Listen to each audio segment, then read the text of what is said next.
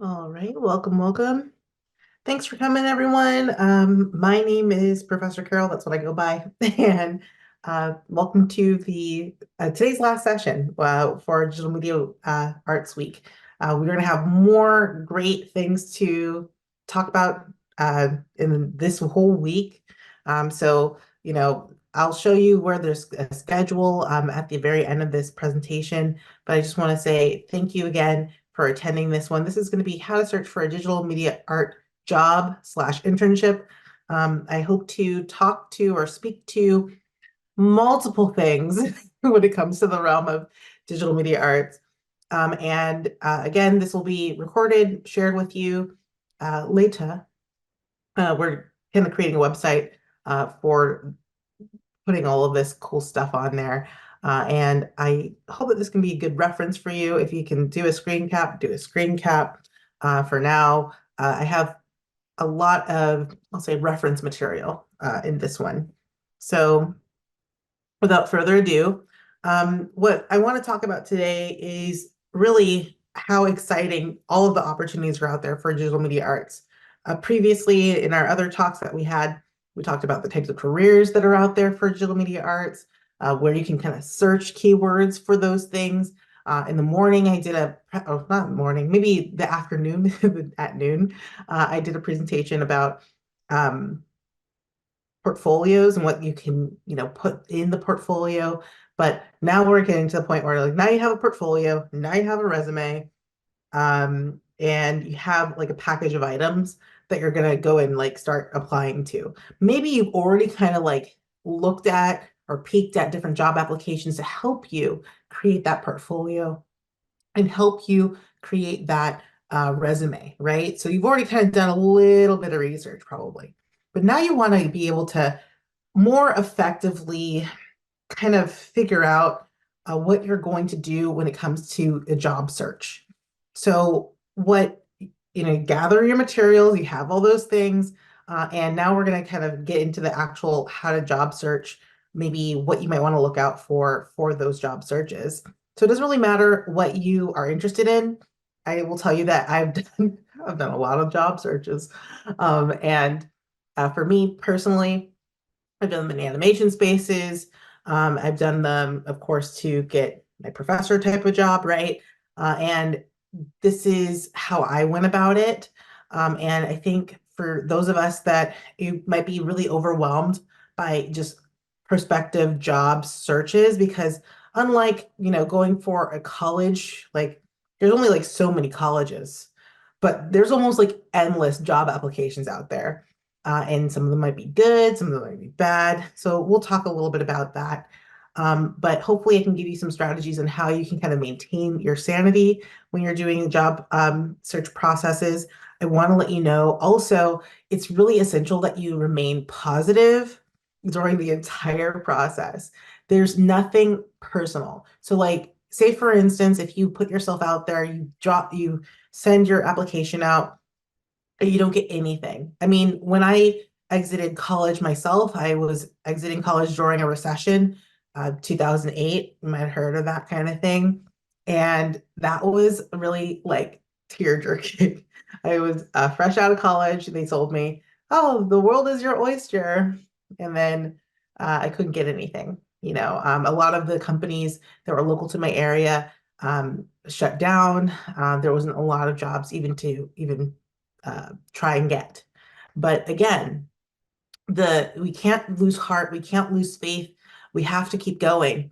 So we want to make sure that we're not taking anything personally when it comes to our job searches, and also making sure that we are applying in a lot of different areas if you'd like, and maybe not limiting ourselves to just like very select companies. For instance, I wouldn't just say, all right, I'm gonna just, I know Pixar's, in Emeryville. Just gonna put my application for Pixar and I'll wait. You know, I want to make sure that I'm trying big studios, little studios, things that I think may not be related to my field, but have a job posting for me. All of those things I want to keep in mind when I'm doing my job search. So you want to think about things like keywords, the idea of going through certain specialty websites, right? There's lots of different types of job search websites and platforms, and you want to kind of know what those are for your field. And hopefully that narrows down some of the uh, amount of job work, and then hopefully heightens the quality of the jobs that you're going to be seeing. So again, we're going to talk about all of these different types of things when it comes to job searches. So I want to, this is my joke, but I feel like this all the time. I'm like, tis the season for applications. I mean, there are jobs all year round, but I have to say, I find that there are more jobs listing for like creative jobs um, from the applications like kind of open up November through March. I feel like, of course, there are jobs year round, but like currently right now, I think I saw they're for internships, they're looking for summer interns. They've been looking for summer interns for the last month for Pixar, for instance. And where are they posting that? They're posting that on LinkedIn. They're posting it on Instagram. They're posting it in, and I'm saying they're like the company itself, Pixar as an entity, is posting job applications or internship applications in these spaces. So if you don't have a LinkedIn quite yet, or if you don't follow the companies or any of your favorite companies' social media, I would highly, highly recommend doing that. I feel like I've seen also for Nickelodeon and um, the Cartoon Network certain postings for internships. I'm speaking to animation because that's my field of expertise. But again, it's really, really important that you think about, okay, well, I need to be where the companies are. And you don't even have to, like, if this is not the time for you right now, because maybe you're applying for colleges right now, maybe you're getting things together. Maybe it's just not, your season for applying for things, but at least connect yourself with these companies on their social media because you'll see almost like clockwork, almost like all year round, they'll have different types of postings for jobs as well as call for artists, contests. Some of them will have, which are neither here nor there really. But then they'll also make sure they post their internships, etc. And that's a really great thing to have on your tool belt. If you can't get a job right out of school, maybe while you're in school, make sure you get an internship. And again, there's lots of different methodologies for getting these internships. And then also, some of them will give you, for internships, some of them will give you money. Some of them, most of them will not, to be honest with you. Like most of them, I haven't seen like very many paid internships. But what they will do is work with your college to see if you can get school credit for your internships. So if that's something that is within your degree plan, you can kind of work towards that. Or if you just need to, again, get your foot in the door, that's where internships are really, really amazing. And also will open your eyes to the industry at large. If you like the workplace, if you like the type of field that you want to embark upon, and really get you into it. So again, follow your, I guess, your favorite companies or your target companies on their social media platforms, as well as LinkedIn, so you can get to be the first person to know when those job postings are, as well as those. Um, and when I say job postings, I'm talking about also the postings for internships. And lastly, make sure that your internet presence is professional. So if you're following these people and you have like strange things. It's like your personal stuff that you have on your things. I mean, like you can do that. You can just follow them. But if you're going to interact with the company itself, make sure that you're doing it from one of your social media handles. Maybe make a new one that is going to be professional. So we can just keep it clean, have your portfolio attached. So if they see your name, they go, oh, that's a really great person. I want to work with them. Not, oh, they're really interested in strange memes. So again, you want to make sure that you are kind of understanding that this is not only a time of year, but we're trying to be professional. Make sure you connect with the companies so you can, again, have a really great in for where these jobs are. In the first thing that you might want to do is stay organized. I think um, I'll say this. When I've gone through my job searches in the past, including some of my applications for colleges, it's been really overwhelming figuring out all of their requirements. Each company wants something different. Each person's application wants, whatever level of skill or whatever level of experience. I will say again, if something's asking for X amount of years of experience, that's very well and good. Please do not disqualify yourself from that posting. Just submit your portfolio, please. I think that when people are looking for years of experience, they're just trying to weed out individuals that maybe don't have, um, like a lot of experience. But I think some of us, we forget that we actually do have a lot of experience or we can do the job. So don't think about it like years, think about it as quality of your work. So just apply. Do not worry about you needing 5 years of experience for a job. Just go for it. Because any job that you don't apply for, you do not get, right? So with staying organized, I would say track your job opportunities, figure out a way of creating a spreadsheet. Maybe you make notes in your notes app of the jobs that you're interested in, have applied to, and the status of each application. So for me, what I did was have like a big notes app thing of like, if I find a job application, I'm just going to plug it in. I'm going to put it in my notes app. Okay. And just the link, right? Because I want the link. So when I click back into it, I can go to that job application.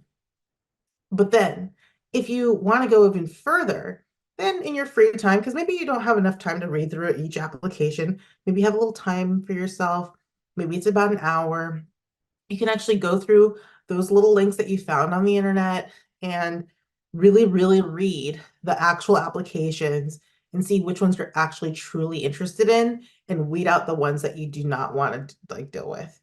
Some graphic design roles are literally making sure that you're making PowerPoints for a company. If you do not care for that and you wanted more of the logo branding style graphic design jobs, you want to make sure that, again, you are aligned in what you are looking for as what you want your day-to-day job to be, rather than actually, you know, um, I guess just applying for any old job. You don't want to just apply to every job you see.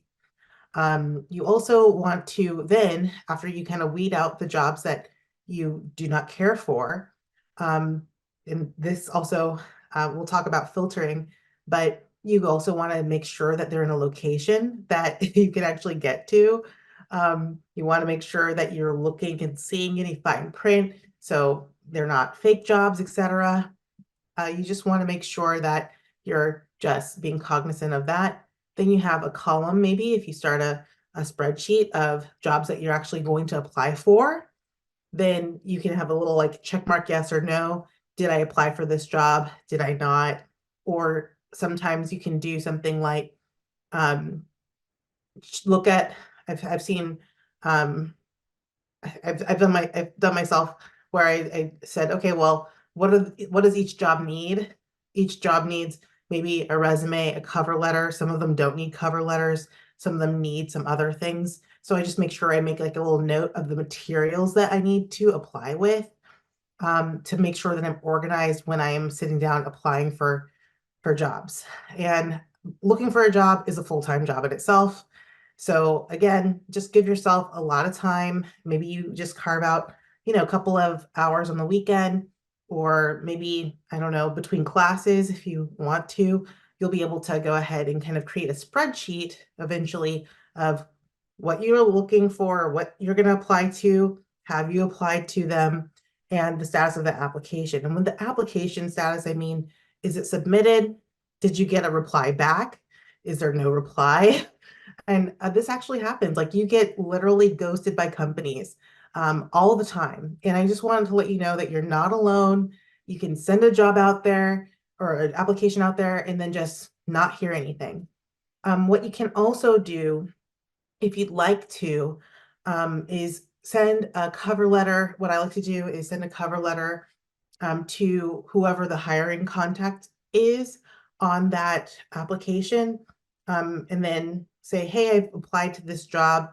Make sure I have the job posting number as well within that document, and then also attach my materials to that email.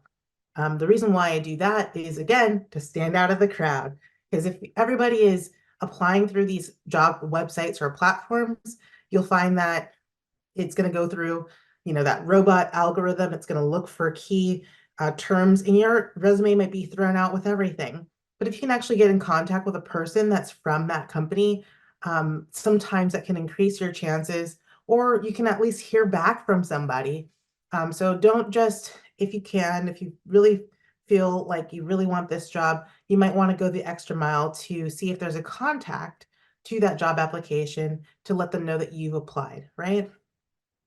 Another thing is, again, with staying organized, is on your desktop, on your, computer, keep a folder with your resume, cover letter, template, right?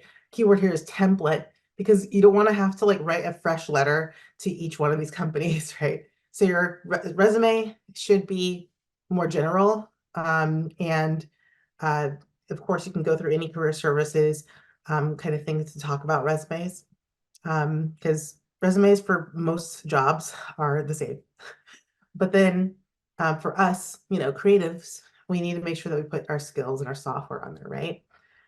For cover letters, you want to make sure you have a template going so you can actually easily just sub out the job title, the company, and then you really need to make sure that you're doing that. If you're using a template, do not put, call a company by its wrong name.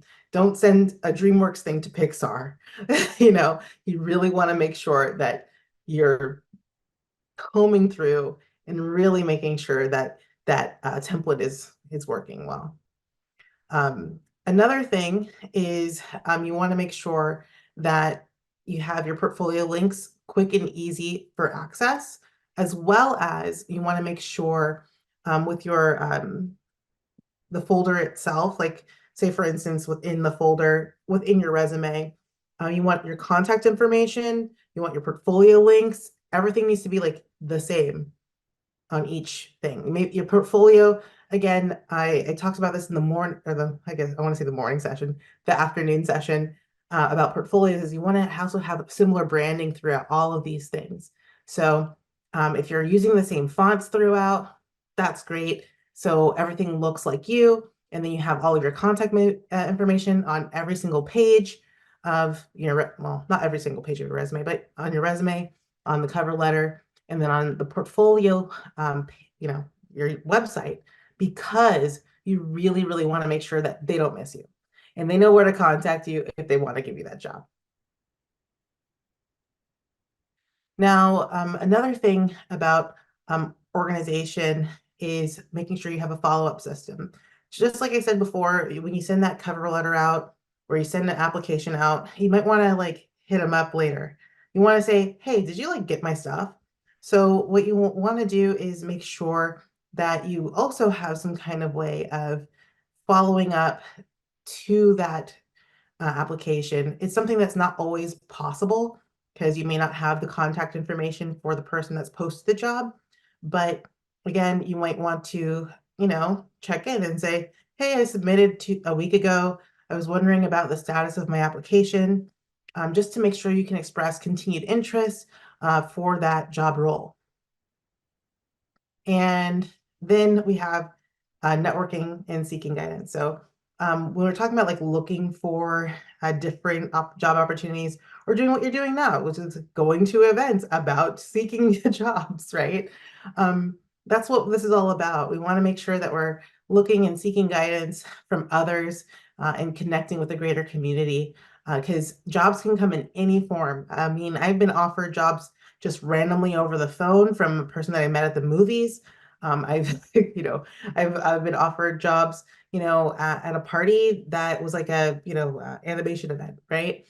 And it's very interesting. You can also get jobs through these kind of person-to-person means, not just going through job applications. So again, that's really great. If you have an in or someone that already is working at the company, then that's what it's all about. And that's why I think a lot of people really enjoy the platform LinkedIn, because they can look and find people that they actually know in real life and connect with them. And these are going to be my top, these are my own personal top three job search platforms, but these are also the widely used ones, right? So LinkedIn is a huge job search platform. Indeed is as well. And then also Google Jobs. I'm not quite sure if Indeed and Google Jobs, I feel like they like are merging or something like that happened. I feel like that. But the idea here is you want to be able to, if you can, set up a notification for jobs. And you're thinking, I don't want all these notifications for these jobs. But I will tell you that um, there are so many postings for jobs depending on what you are searching for. Again, you will narrow down your filters by the type of jobs, where they're located, etc. But you can set up alerts that will let you know or give you a daily summary of the postings that are for that day or for that week, depending on which platform you choose here. So for me, I mean, I'm not even looking for a job. I'm just lazy, I guess. I still have like pings for professor jobs that are coming from my phone from these job search platforms. And what do I do? If I see something that's really cool, I'll send it to my friend, right? But I love SJCC, so I'm staying here. But again, you want to make sure that you have that idea of like, okay, LinkedIn, I'm looking for animation jobs, animator. Maybe you might need to look up special skill sets for animation, etc., just to make your search narrower and more specific to what you're looking for as, I guess, a job searcher. And here we go with our filters. So setting filters is, again, you want to make sure that you're not applying to every job. You want to make sure you read the actual job application's responsibilities. They'll outline all of these keywords for you, and you just want to make sure, is this a job that I can do or I want to do?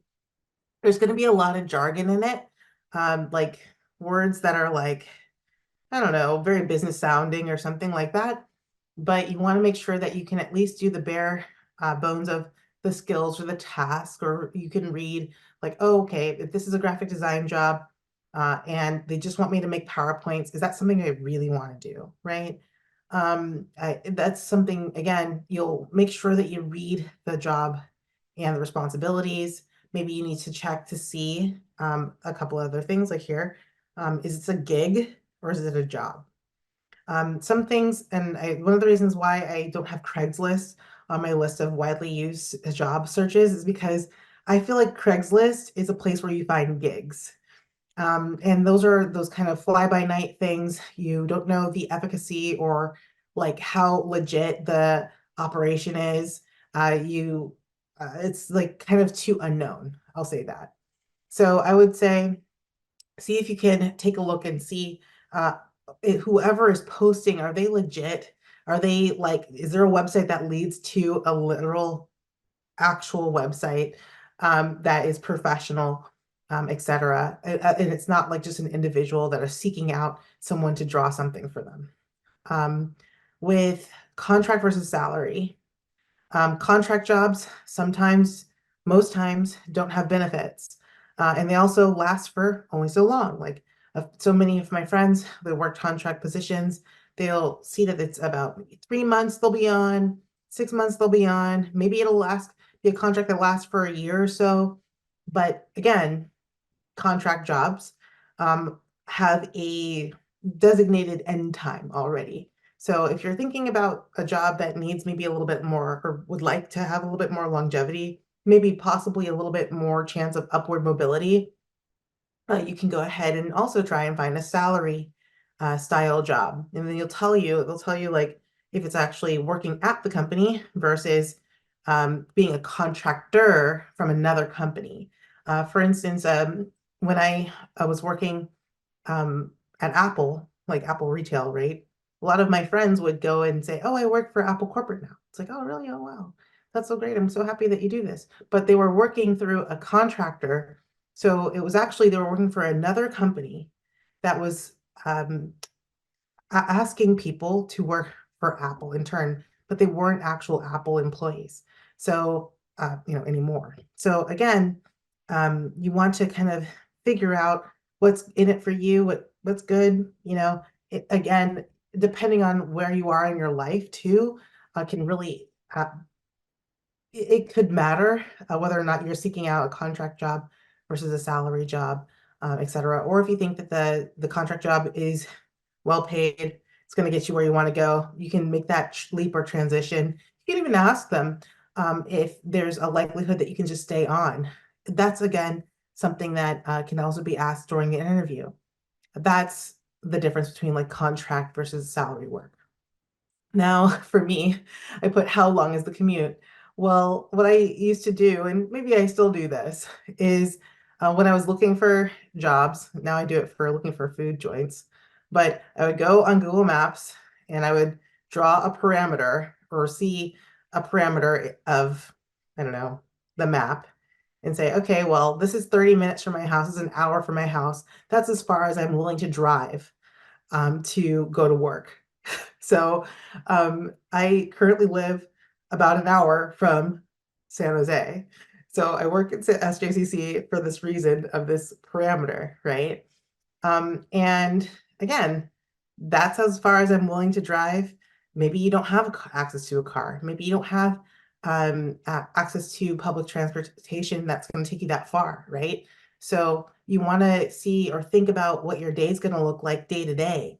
And that's something that you can also limit your job search for.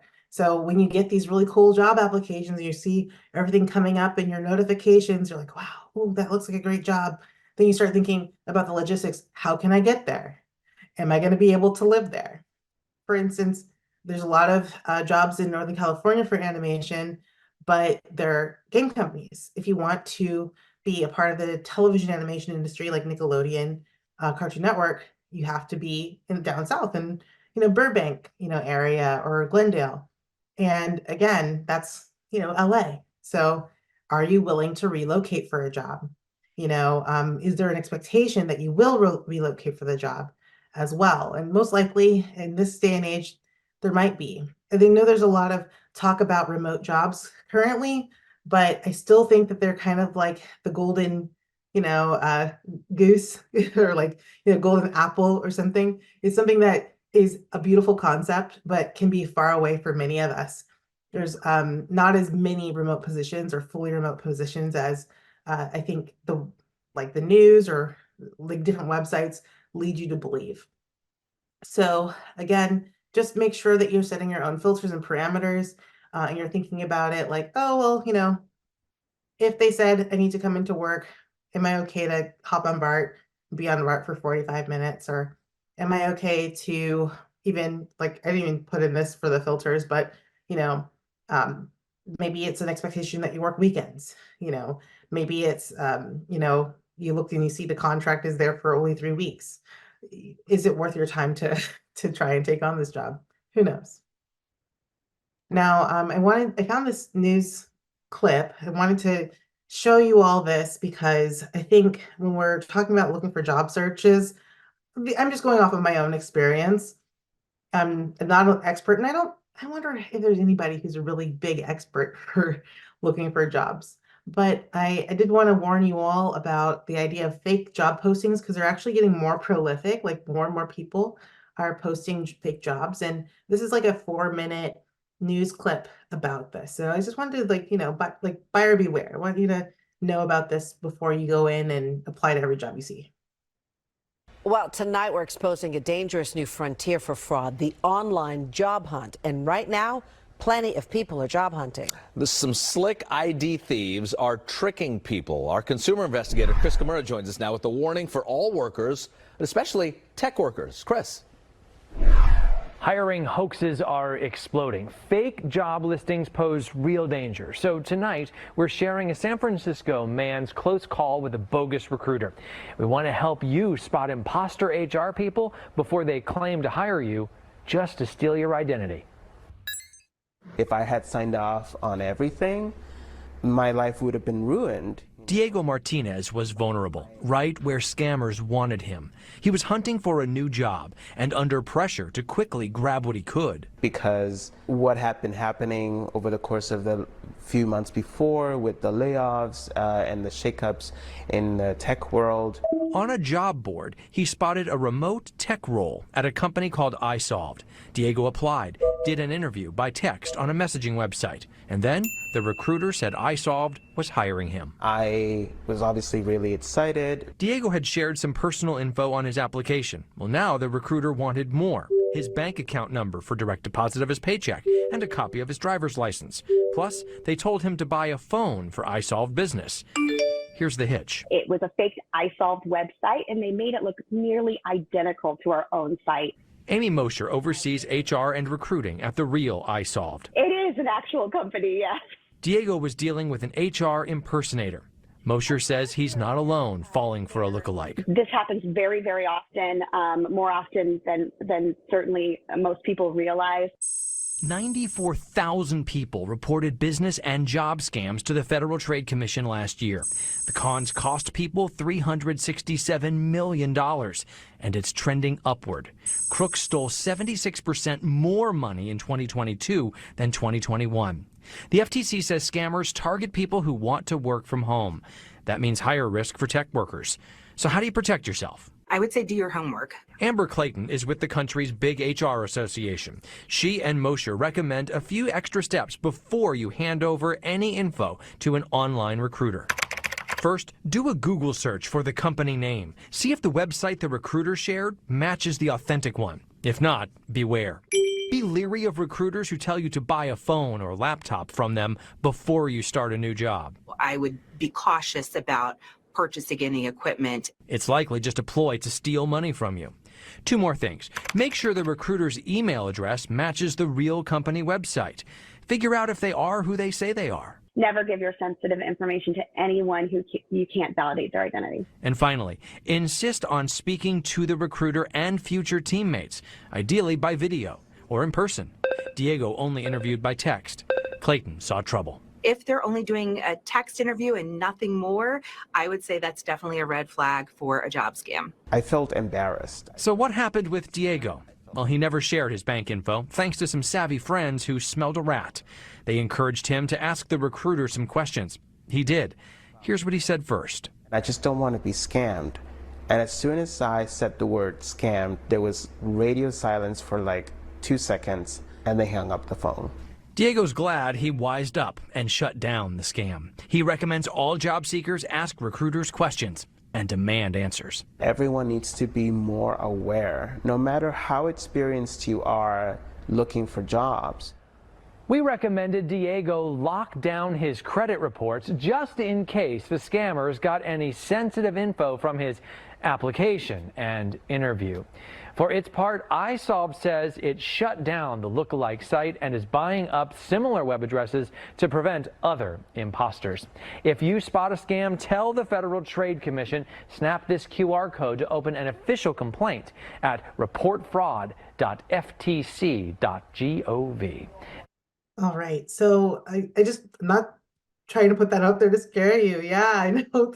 Yeah, it is really scary, but there's a lot of stuff that you have to do, right? Like, so when you are putting in your job application, you're going to be able to put in at least minimal information, right? Like maybe you might put in your email address, maybe you'll put in your, I don't think you'll even have to put your physical address usually, but then you have your phone number. You need to be able to be contacted, right? So even with just that little bit of information, people might kind of want to prey upon you for that.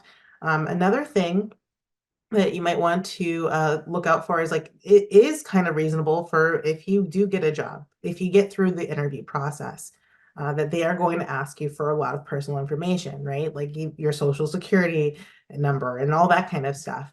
And that's something that, again, happens after an interview. But I think what was very interesting to me during this presentation with the scam was that it was just a text interview. And then they're like, you're hired. And they're like, congratulations. So you want to make sure, again, that you can meet people from that. I've had experience um, going through a virtual interview like this, like we're on Zoom.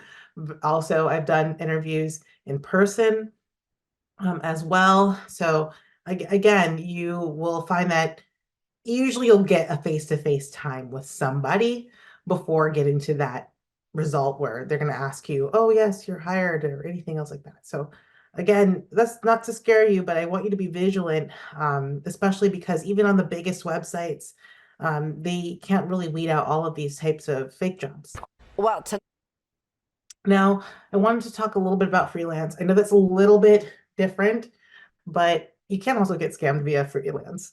But I want to talk about freelance because I know that I have a few students that over my time teaching was like, oh, I was like, what's your goal? What do you want to be? And they're like, I want to be a freelancer. And I'm like, oh, well, that's interesting. And I don't want to discourage people from wanting to freelance, but I want to highlight some things about freelancing that can be difficult. So I would say, don't try and make this like your full-time job unless you can navigate freelancing quite well. And if you've freelanced before, I bet you can attest to this as well, that you need to be sure of or understand some of the, I guess, difficulties that freelancing can have. So uh, the first thing is there's different types of websites that you can use to see if you can gain freelance clients, but most times you'll find them on those gig websites like Craigslist, or there's lots of things like Fiverr, etc. But you'll be looking for people and you'll be interacting with just people that need something usually pretty quickly done, and they're probably, I'm not sure, but probably looking for a deal. And these are going to be short-term contracts that you have to create, and you have to do all of the, I'll say, business infrastructure around it. So you want to make sure that you can understand where that might come from. Maybe it's good from time to time to do, but it just depends on, again, if you can build a good clientele for yourself. So the first thing I was gonna just go through the bullet points here, that freelancing is kind of a fluctuating income. I'm not saying that when you're working in a contract way that your income doesn't fluctuate either, but you may not have a steady stream of clients if you're freelancing. Also, you'll have to worry about self-employment taxes. So you need to make sure that you are paying your taxes or saving up money for your taxes, because unlike traditional jobs that take out a certain amount and hold it for your taxes, for tax season, like now, you'll have to actually remember to save your money for that tax day, whenever that comes. So again, you'll just need to make sure that you're on top of understanding tax law for self-employed people. And then finding clients. You've got to be able to find a client base. So if you're fresh from school and all you have are your friends that you know, that might be a little bit tough.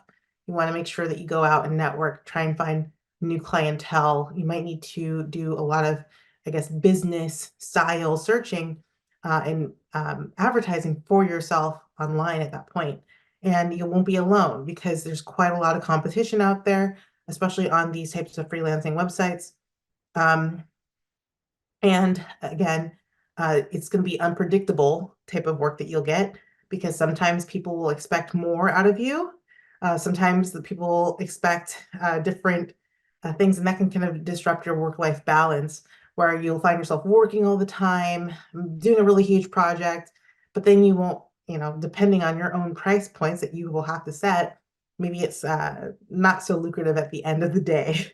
So again, you want to make sure that you understand your own workload and you can advocate for yourself. Speaking of advocating for yourself, I like this idea of scope creep. Sometimes clients will come to you and they'll want to change requirements or expectations for a project. They want more from you. You said, I'm just going to make a logo for you. It's going to cost $200. Like, great. Okay, cool. And then he goes, oh, but can you just do one more thing to it? Can you do this other thing? And then it becomes like a larger job. It becomes longer, but they're going to still try and pay you only the $200. That's eating up all your time, and time is money. Time is getting another client, right? So you want to make sure that people aren't taking advantage of you. And you want to make sure that you have really good communication as to the milestones of your project, the expectations, and when you are not going to change anything, no more changes to whatever you are going to give them. Also, I would say, adding to that is when you're showing them process work, try and watermark your images, try to not give them full quality images, because what people have done in the past is take your half finished drawing and then they'll say thanks and they'll complete it on their own. I actually saw a YouTube video about an artist that showed them a sketch, and then the person took their sketch, put it through an AI generator to finish the full drawing. And they didn't pay her as a result of that. And again, what could be stopped? Don't give them the highest quality image, watermark it, make it so they can only open it in a certain way. All that kind of thing can happen. So again, you just want to make sure that you can keep those clients under control. Also, legal issues, making sure that you understand creating contracts to the extent of knowing what is your intellectual property, making sure that there's clarity on who actually owns the image, if you're going to get credit or not, etc. The other thing that can happen here is if you create one image and you say, all right, I'm going to make you an image for a water cup. And here's that, it's going to be just for the water cup. And then that client takes the image that's for the water cup and puts it on a t-shirt, puts it on a billboard, puts it on everything. And then those are things that you could possibly charge more for. So they are kind of taking that same, the usability of that one water cup image, they're putting it everywhere, which is again, not what the image was intended for. That's something that can cause legal issues, especially if they're using it for advertising or beyond the scope of what the project was for. So again, I don't want to be negative Nancy on freelancing, but I just wanted to make it, probably be real about your choices. If you choose to freelance, it might be a really great way of kind of building a portfolio or getting into or putting your toe into an industry, seeing if you actually like the type of work. So I don't want to discourage you completely, but just know, again, freelancing is its own can of apples or can of worms, if you will. You want to make sure that you understand there's so many different things or nuances. It's not just like I email someone and they say, hey, can you make this drawing for me? And then they go, I say yes, and then I make it and then I get paid. It's a little bit more complex than that, especially if you want to cover yourself as an artist. Make sure you protect yourself. Now, beyond Indeed, Google Jobs, and some other places, and I'll get through these slides quite quickly, to be honest with you. We'll be sharing these out again, but there's also specialty websites and job boards for each and every one of your disciplines and areas of expertise. For instance, overall digital media art, we have ArtStation, Behance Jobs, and Creative Pool. Those are like kind of the bigger ones. For motion graphics, we have Motion Graphicer Jobs, the Mandy Network, and Production Hub.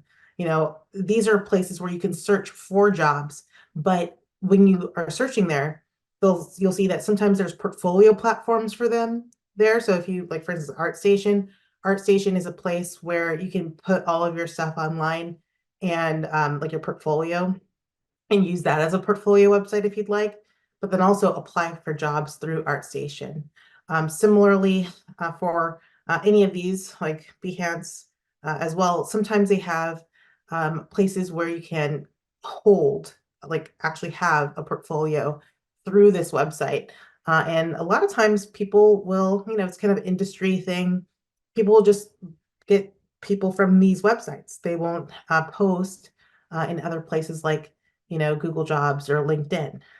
But again, I would just check out, these are different websites and specialty job boards for Animation Guild Job Hotline. I don't know if this is still enacted, but that's what I use. I wonder if it's still a hotline. Like literally when I was in school, I called the Animation Guild Job Hotline and I waited until like they read off like who's doing internships. So I think this is probably digitized by now, but again, you'll be able to go ahead and look through and see different types of jobs that exist. For animation, you can see through graphic design, UI, UX, digital illustration. Each one of these different fields have their own job boards. And then I have kind of some kind of overarching ones as well for digital media, digital imaging and technology. Now, what you might want to also screenshot, clue in, are search keywords. So say, for instance, you're a motion graphics artist, on your resume, you should have keywords, or when you're searching for jobs, you should understand that not all motion graphics artists will be the same listing.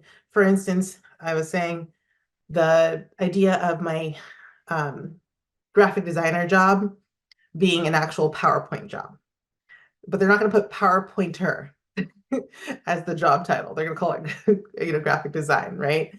So job titles can actually go through and morph through different, I guess, different titles, but they all can mean the same thing. For instance, I'm a professor, I'm an instructor, I'm a teacher. So if I was looking for jobs, I would make sure that I had that all in one. Or instead of digital media is also called multimedia. It's also called digital arts, right? So there's just more than one way to search for these things. So here's some phrases for motion graphics, or things that can include motion graphics, like visual effects artist, multimedia animator, video content creator. And then you can see how that is actually kind of showing up in the job searches. So I'll go through these again rather quickly. These will be shared out along with this recording as well. So motion graphics for animation, these are multiple different types of things, but 2D animator, 3D animator, character animator, storyboard artist, technical animator, motion capture animator. These are also different types of roles that do exist. But again, read the fine print on the resume, or I'm sorry, the job application. And also, when you're applying to things, if you have to put keywords, the keywords will make you more marketable too. So if you are marketing yourself as a 2D animator / character animator, maybe you'll be able to get more hits or more views to your profile. So again, maybe the creative director is a little bit upper tier. That's kind of like art director for some people. And layout artist also can be an animation job. So because there's two different ways of thinking about layout. So again, just make sure you're reading the applications. And then we have, UX, UI, UX design. And then we're into marketable skills. So again, I'm sharing these out. I don't want you to like write down everything or try and jot down anything from this. But what I wanted to highlight from these sections are when you have a resume or when you are looking at keywords that are going to be happening in searches, these are kind of the things that are going to kind of pop up. These are jargon and things that you might want to inject into your resume or inject as keywords to help you search for a job as well. So we have, underneath digital media art, multimedia storytelling, that makes sense. Motion graphics also has different types of things like kinetic typography is a huge kind of thing that you can also make sure that you can say, hey, I do kinetic type. I do branding animations. I do other motion graphics portfolio work. And then we have within animation, we have our graphic design as well. All of these are just marketable skills that you might have. You might already have it already. For instance, graphic design, underneath that is visual branding and identity. That's most likely a project that you've done, right? Or you might want to see, like, if you say print and digital layout design, that sounds like a InDesign type of job, like you're doing book work, you're doing print work, right? So you'll see that this will also kind of pop up in different searches. So if you have the ability to even do a finer level search. You can try and put in any of these skills in as well. Storyboarding means something different in UI UX design than animation. There's two different types of storyboarding, but they're all called storyboarding. So just again, make sure you read the description. And then of course we have like even things like comic book art, which is a marketable skill for digital illustration as well. But yeah, oops, I think I have this slide twice. Sorry about that. Digital imaging, also, this is going to be like your Photoshop retouching, etc., those type of jobs. Now, for software tools, these are things that you might need to know for software. Again, we want to make sure that you have marketable skills as well as you can say, I can speak to the tools that I need for the job. So for digital media art, I mean, for all of these, probably Adobe Creative Cloud Suite. You could just put that right on your resume right now. And then you can see there's probably different ways you want to go. There's Blender, that's the free, almost like, I'll say Maya Lite, Autodesk Maya Lite. And that's for creating 3D as well as 2D animations. Then you have all of the motion graphics softwares. So if you're really, really trying to get into that industry, most likely you might want to pick up at least one or two of these softwares to show that this is, what you do. Let me continue. Another thing is like you'll find that people will take a software title and then make it a job. So it'll say like Cinema 4D artist, or it'll be, Pixel 2D artist. So that's again another way of, I don't know, but that's why I wanted to give you all of these kind of search terms, if you'd like, that you can see what is expected of you when you are applying for these jobs. But you might see that there's some titles that kind of sneak in as well, like this affinity designer. I've seen just affinity designer, which is what the software is called, but also as a job posting. And then also, I want to also give a shout out to Canva and GIMP being in the graphic design side. If you have, it's free. Some of this stuff is free and rather easy to use, but that's what they're looking for. Some people are looking for someone who will just seriously just make a bunch of Canva things for their ads, and their advertising. And that could be just fine with graphic design. So maybe you don't, I'm not saying you don't need to know the Adobe Creative Suite, but you might also want to consider picking up I'll say,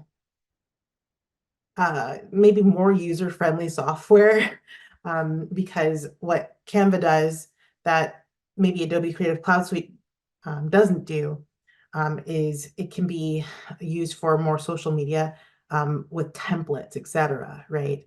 And since it's very easy for the end user, I think a lot of companies are also using that to kind of create content for themselves very fast. And I'll just go ahead and I'll continue, but I think you get my drift here with the software tools. So with networking, again, we want to make sure that you're not just limited to the job search on your computer, but you can network, in person if you want. Join professional groups, join great platforms like, LinkedIn will have these, but also LinkedIn has like these affinity groups, like maybe it's like, a women in animation or something like that. Make sure that you can be a part of there, and they even have social networking. So say for instance, I think I follow women in animation also on Instagram, and they post when they have more mentorships, etc. So you don't have to be a woman to be a part of these types of groups, right? Or you don't have to be a part of that demographic to be a part of those groups.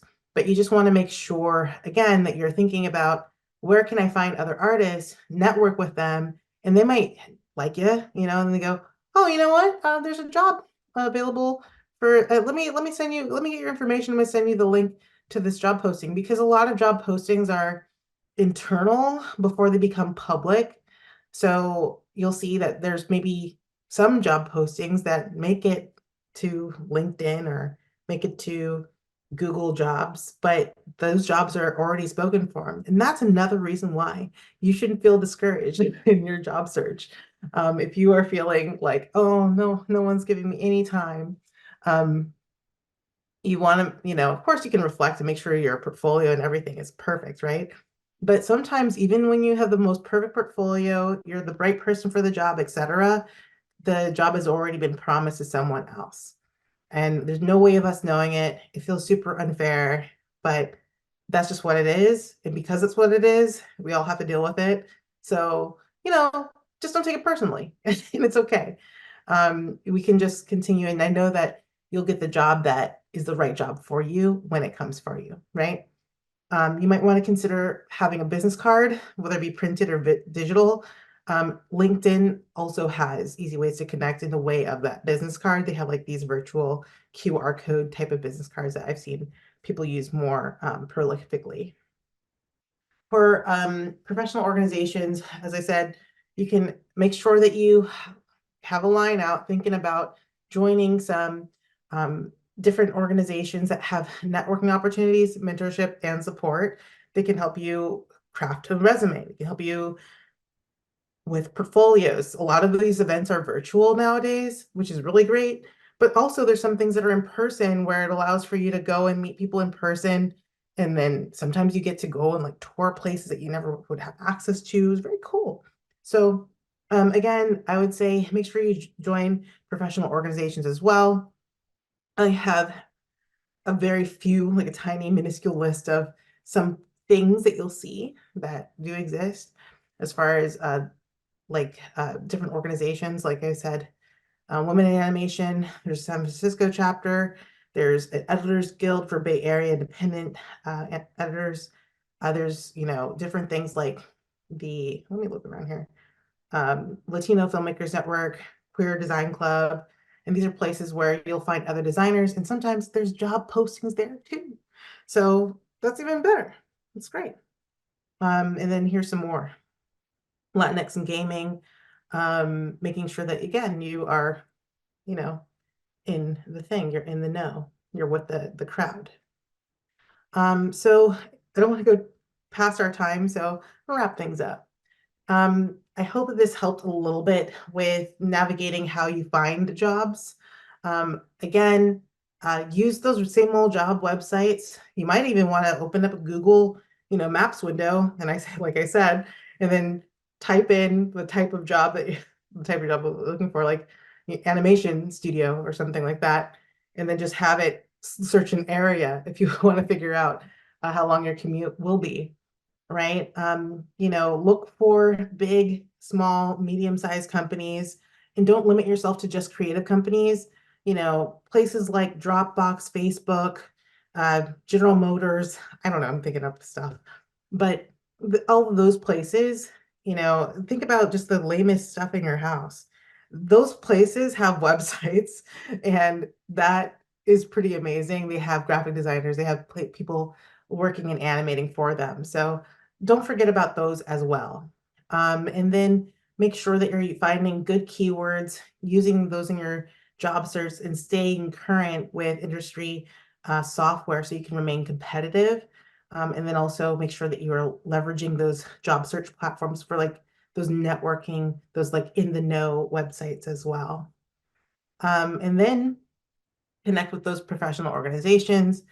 Please make sure you stay organized. It doesn't have to be perfect. So like, do not just like give up if you like didn't log correctly, if you've received a call back or not from an organization, or you're like, oh, I don't know if I sent the email, I forgot, that kind of thing.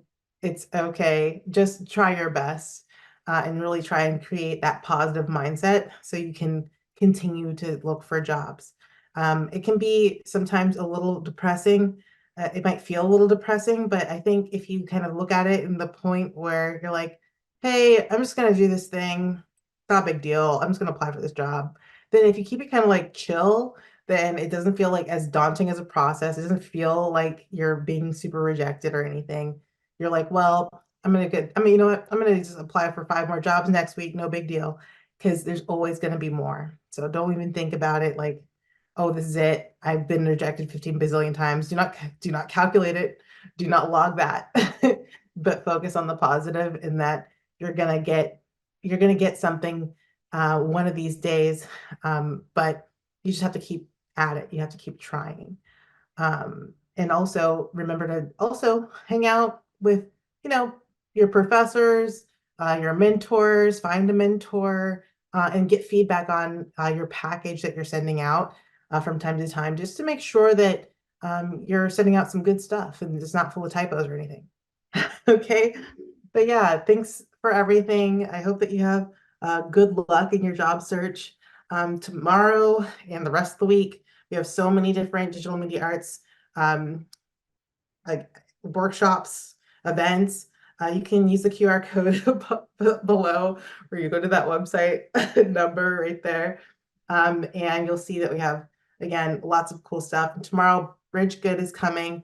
Bridgegood is a company that a lot of us have gotten internships through. Like, I mean, I say us, like, you know, SJCC students have gotten internships through, or apprenticeships, I should say, as well as they have a contest that is Inspire Oakland that happens every year. And so we'll talk about career opportunities tomorrow, as well as we have industry professional Sergio Skies from Insomniac Games that's coming to talk about acing interviews. And finally, just for fun, if you want to be on the cutting edge, we're going to be showing the Computer Animation Festival from SIGGRAPH, which is the qualifier for the Academy, like, you know, the Academy Awards Academy, all of their short films for animation. So that is what I wanted to say. Thank you so much for sticking with me, and I hope that you have a wonderful evening. If you have a question for me, chat at me. I'll be on for maybe another few minutes. And thanks so much. Thanks for coming by.